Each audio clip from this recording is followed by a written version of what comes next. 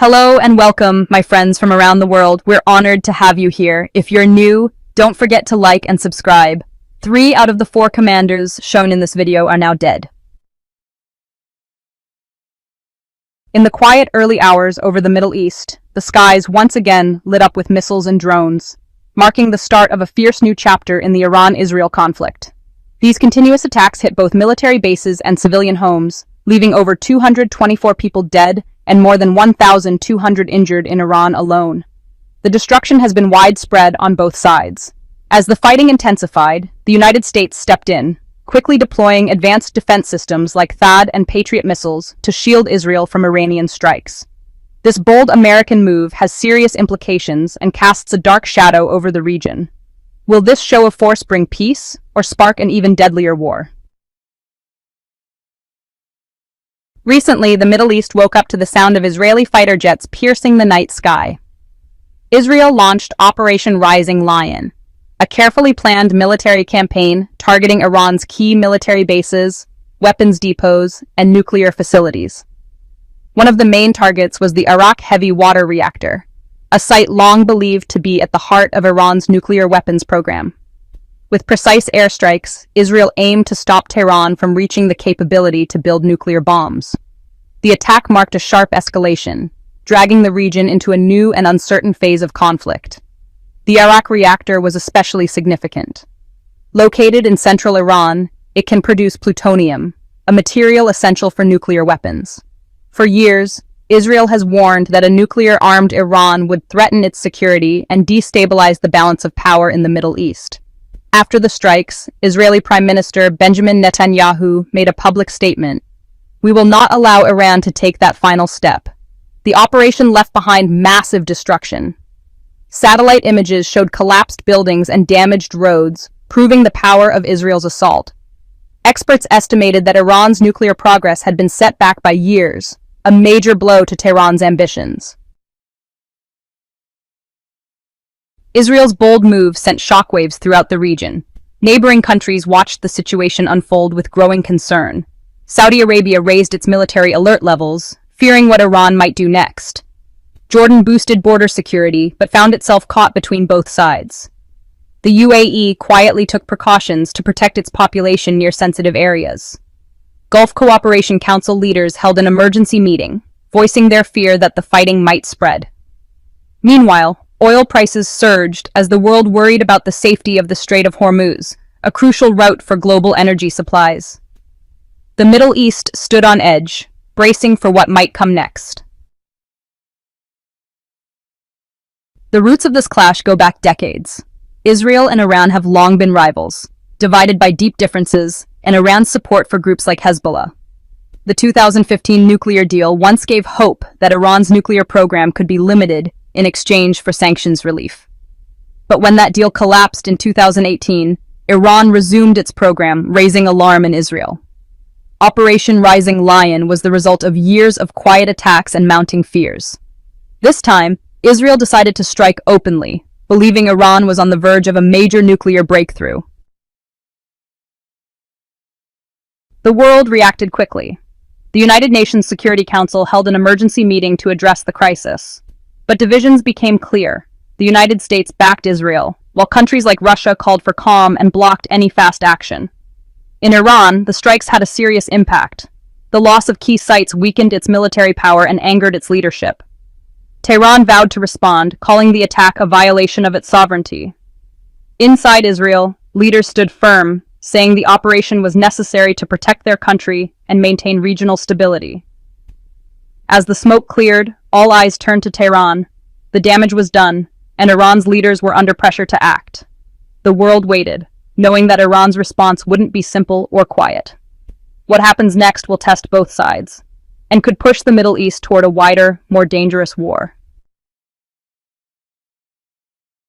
In the tense hours after Israel's strikes, the United States moved fast to strengthen its position in the region. With speed and precision, it deployed a strong air defense network to protect Israel from the expected Iranian retaliation. At the heart of this effort was the THAAD missile defense system. It was deployed inside Israel with 6 launchers and 48 interceptor missiles, designed to stop high-altitude attacks. It acted like a towering shield over Israeli cities and military bases. At the same time, the United States activated its Patriot PAC-3 systems from bases in Iraq. These were meant for short-range threats, fast, accurate, and forming a second layer of defense. Together, THAAD and Patriot created an impenetrable wall, making it almost impossible for Iranian missiles to get through. From multiple angles, the U.S. Navy joins the defense line. An American Navy destroyer was added to the Mediterranean defense systems. It was armed with SM-3 missiles, ready to intercept ballistic threats mid-air. This warship was a clear signal to the world that the United States is fully committed to Israel's security. But, this wasn't just about protecting Israel. It sent a powerful message to Iran. By deploying such advanced systems in the region, the U.S. made it clear it wouldn't sit back quietly if Tehran hit back hard. Still, American leaders chose not to strike Iran directly. It was a cautious move to avoid starting a bigger war. They knew that fighting Iran head-on could drag other countries in and plunge the Middle East into chaos. Instead, they used their military presence as a warning to keep Iran in check. And that strategy worked psychologically. With American warships and missile defenses so close, Iran's leaders had to think twice before making their next move. The goal was to shake their confidence and make them hesitate. It was a silent but powerful push, warning Tehran that any reckless move could trigger serious consequences. Other regional players like Jordan and Egypt saw it too. The U.S. appeared as a stable force, ready to intervene and stand firm. Gulf countries felt reassured, knowing that America still holds influence in the region. But this plan carries risks. Now the world is watching Tehran. Will it back down or double down and raise the stakes? As the smoke from Israel's strikes clears, attention has shifted. Iran's losses are mounting, and the damage is becoming more visible. The next phase of this conflict depends on how badly Iran was hit, and what that means for the days ahead. The Middle East stands on a knife's edge. Each passing day raises the risk of a wider war. Iran now faces immense pressure, from U.S. defenses and Israeli strikes. American missile systems are spread across the region, and Israel shows no sign of stopping. Tehran might feel like it's being backed into a trap, and in such a tense situation, one wrong move could spark a direct clash with the U.S. Three possible paths are emerging, each one dangerous. First, an American strike could be imminent. If Iran hits United States troops or bases, even by accident, the United States will respond fast. Airstrikes could target Iranian military sites, sparking an all-out war. Oil routes in the Gulf could be choked off, sending prices soaring. Countries like Saudi Arabia and Turkey might be pulled in, turning the conflict into a regional disaster. Second, diplomacy might offer a slim chance. The G7 nations, along with Qatar and Oman, are pushing for calm. A ceasefire might hold, if Iran agrees to negotiate and the United States eases its pressure. But both sides would need to compromise. If they dig in their heels, peace will vanish, and the conflict will flare back up. Third, there's the risk of a long, draining conflict for everyone. Iran might keep launching missiles, testing the limits of United States and Israeli defenses.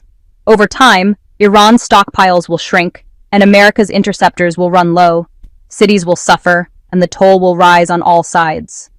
This kind of slow, grinding war could be even worse than a sharp, short one. No one would come out stronger. Meanwhile, global reactions are only adding to the confusion. The United Nations is calling for peace, but it's stuck. The United States backs Israel, while Russia sides with Iran, deepening divisions in the United Nations Security Council. There's no clear plan. Countries like Saudi Arabia are staying out for now, but if the fighting spreads, they might be forced to act, making everything harder to control. What happens next could shape the region for years. Leaders now face a tough choice: pull back or dive deeper into the fight. Each move carries higher risks, and the world is holding its breath. The Iran-Israel conflict, marked by Israel's targeted strikes on Iran's nuclear facilities and Iran's retaliatory attacks, has pushed the Middle East into deep instability. The United States' involvement, sending advanced defenses and troops to support Israel, has raised tensions even further, bringing the region closer to the edge of a wider war. This fragile situation threatens global stability, with possible oil market disruptions and the risk of countries like Saudi Arabia or Turkey getting involved. Looking ahead, the Middle East is at a critical crossroads. If no action is taken, rising pride and miscalculation could trigger a long, devastating conflict, draining resources and lives across the region. Yet there's a sliver of hope. If the international community, including the G7 and mediators like Qatar, steps up diplomatic efforts, a fragile peace might still be possible. Iran, facing setbacks, may be forced to negotiate if the United States softens its hardline stance. The moment is intense and delicate. Diplomacy, right now, is the only way to avoid catastrophe. If it fails, the Middle East risks falling into a spiral of chaos. The world must act now, or prepare for a future full of war. Thank you for watching. Don't forget to follow News Channel. Stay tuned for upcoming videos, and please support us by liking, subscribing, and